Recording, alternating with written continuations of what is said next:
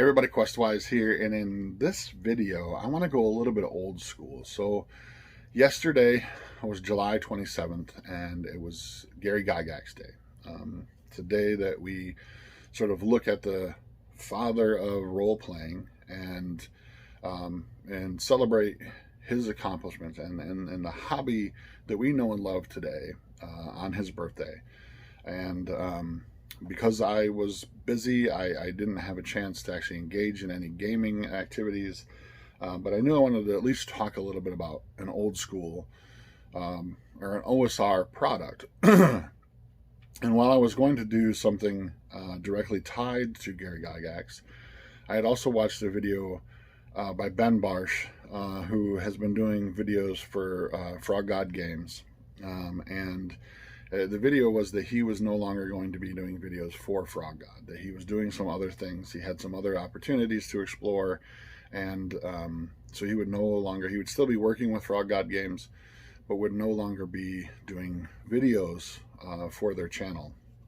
And I understand. I've moved on from things to take other opportunities and stuff as well in the past, and so I understand that allure, that chance to sort of advance yourself. And while I was a little saddened because I really enjoyed his videos, it made me think of an old school product that he endorsed highly by Frog God Games called Swords Wizardry, who was written by Matt Finch, and who I had the pleasure of meeting a couple of years ago at GaryCon in Lake Geneva, Wisconsin, and was a super great dude. And I was actually gifted this book as part of a friend had given it to me. It was part of a package from GaryCon and stuff as well too. I had not owned this book before. I had several other of the old school stuff, but not this one. And this is the complete rule book. And it wasn't until a little while later that I realized that there's a core rule book and a complete rule book. And this complete rule book basically combines all the stuff from some other sources and adds a lot more variation to the game, other things that were done throughout time. And so what I wanted to discuss today was a little bit about why I think this game is really cool and what's different and unique about it as opposed to a lot of other old school, OSR games, retro clones and stuff on the market today. And there's a couple of different things, but I also want to talk about a supplement that came out last year, I believe it was. I have it in PDF. It's called the 1975 supplement. It's written by Bill Webb. And I'll get into that in a minute and why that's important. But this game, if you've played any other OSR products, any other retro clones out there on the market right now, you'll find a lot of similarities. And that's because they're trying to emulate the original game. They're trying to take their own spin on the original D&D or Advanced Dungeons and Dragons, or whatever one that they're trying to emulate, and make it a product that's still available today, but it has some tweaks to it. Makes the thing flow a little better, make a little bit more sense, plays a little easier, that kind of stuff. Swords Wizardry has that and does that, and it does it very well. What's something that's really unique about this book, and it's not so much unique to the retro clone idea, but I think it's unique in the way that they present it. And that's what's important to the game, to the creators of Swords and Wizardry, to Matt Finch. What he feels is most important to old school role playing, and I found it very fascinating. The first thing are these old school sensibilities, that the rules are light, the rules are rulings, right? They're not to be followed to the T. They're meant to enhance the story that you're telling, and that there's a lot of vagueness in this. There are rules that are just not covered, and as a game master, you need to make those rulings on the fly. And one of the things that is important to that, and the way that they sort of structure it in this book, is two things: the combat sequence of how it plays out, and gaining experience points. It gives you several different, when it comes to combat, They give you what they use as their combat sequence, and then they give you a couple of different variants. Some of them would be very closely more tied to things like more modern games like D&D 5th edition, more modern types takes on the game. But they give you their sequence of the way it was that closely fits to sort of more of the original type games. And I find that very fascinating because it is vastly different than the way that we play games today, like 5th edition. In 5th edition, you roll initiative. Each person rolls initiative themselves. And then they take their actions. They move, they attack, they can do their bonus actions, blah, blah, blah. And then you go in descending order of initiative until everybody's finished, and then you start at the top of the round again.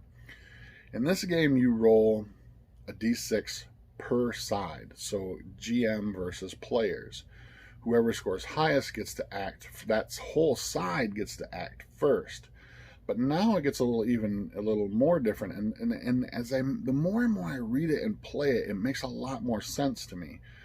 Yet the combat sequence is broken up, and this is not difficult. It's not that it's crunchy, but it makes a lot more sense, and it's broken up into a couple of different phases. So when it's your turn, when it's your side's turn to act, you can do the first phase is movement and range weapons.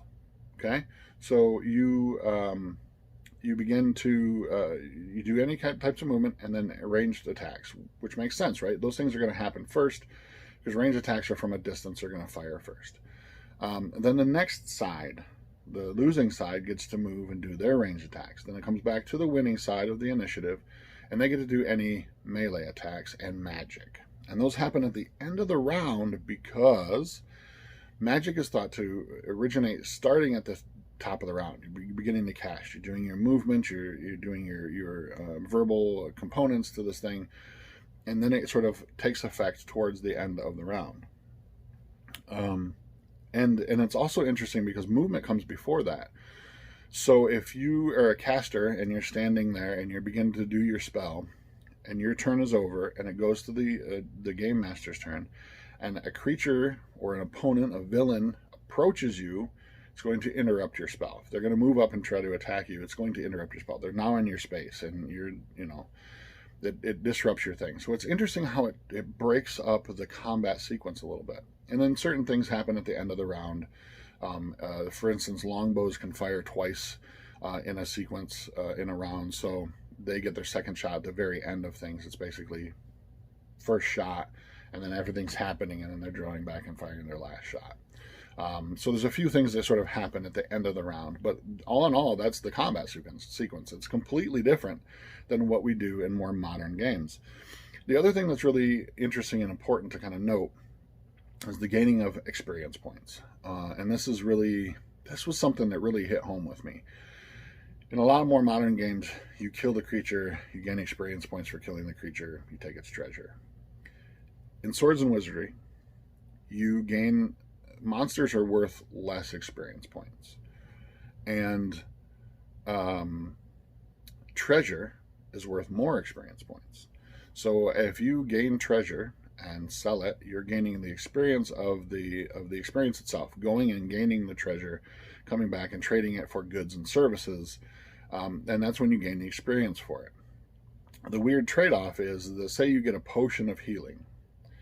If you drink the potion of healing, you get the benefit of it. You don't get the XP from it, you get the healing benefits. So, but if you were to take the healing potion and take it to town and sell it for goods or services, you would then gain the XP for it, because you've done the experience. You've gone and delved into whatever and brought this healing potion back, and now you're exchanging it for growth, character growth kind of thing. Whereas if you actually imbibe the potion, you're gaining the benefits from it that way. So characters grow very, very slowly.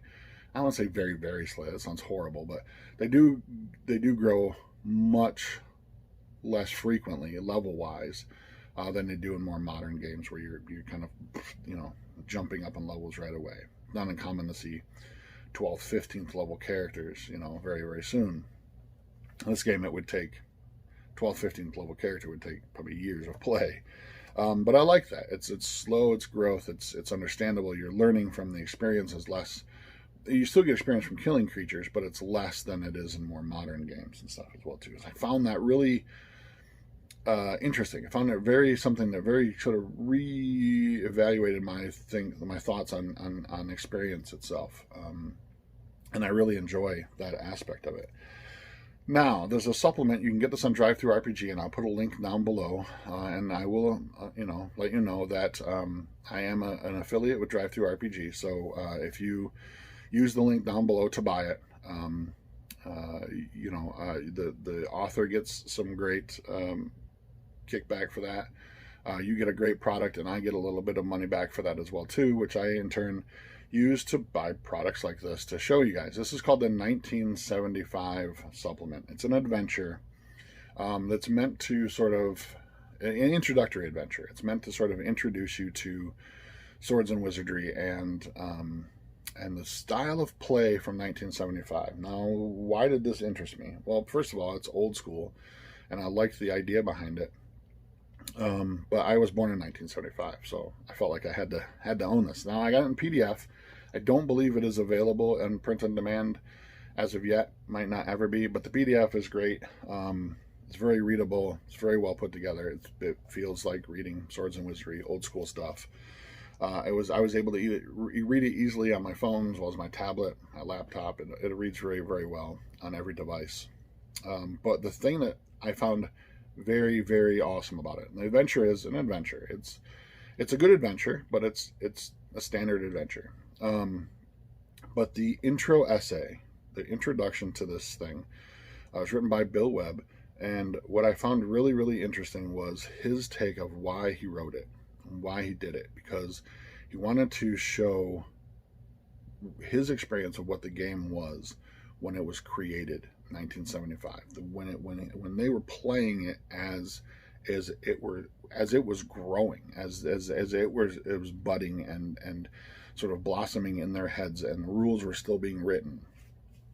And so the intro essay is worth the price of admission alone, and where he talks about things like, when they were told that an orc was attacking them, they didn't even know what an orc was. They didn't know what it looked like. It could have been, 2 foot tall and covered in flowers, or it could have been 8 foot tall and covered in white hair and had a bloody axe. They didn't really know until it was described to them. And he talks about how the importance of how description and that vagueness, that gray areas, can really make for great adventures, and how ingenuity is the key to role-playing games, and that idea of using mundane items to pull off something amazing. The idea, whoever the first person was that said, hey, I have a bag of ball bearings, what if I drop them in the tunnel to trip up the enemies that are chasing us, or drop one on the floor and it will tell us whether we are walking uphill or downhill in a passage, right? The idea of using your brain for things, because the world is dangerous, and that's the key to old school stuff. There are some games currently on the market, for instance Pathfinder 2.0, that really sort of tries to let the characters grow within their own ability, if that makes sense. So as a first, second, third level character, you're never going to experience anything that's outrightly going to kill you unless you play it really weird. And you just gain the experience for it. And while it's challenging, it's not something that you have to really fear that, there's going to be a way we got to get around this, because it's never going to be too powerful for us. In Swords and Wizardry, the old school concept was that the world is dangerous. If you're told, hey, don't go to the mountain because there's a dragon that lives there, but there's also a lot of treasure, and you go there as a first level character and meet a dragon, you shouldn't be surprised, right? Those are the concepts that the world is dangerous and there are horrible places out there that you, without the experience, you do not want to go there. Or if you stumble upon it, how do you get out of there, right? So the lethality of the game was very high, and it really encouraged players to think and to be inventive and be creative. And that's what this essay at the beginning of this adventure or the supplement really talks about, and how the game was really played in a way that it was, the rules were still very fluid, and the idea was that, you know, you could do things that were outside the bounds of the rules, but still fit within some semi-reality that would work and create an amazing storytelling experience. So Swords and Wizardry, just a quick look, kind of in honor of Gary Gygax Day, and Frog God Games, whose stuff I really, really enjoy. So until next time, I'm Questwise. Game on. Stay safe, my friends.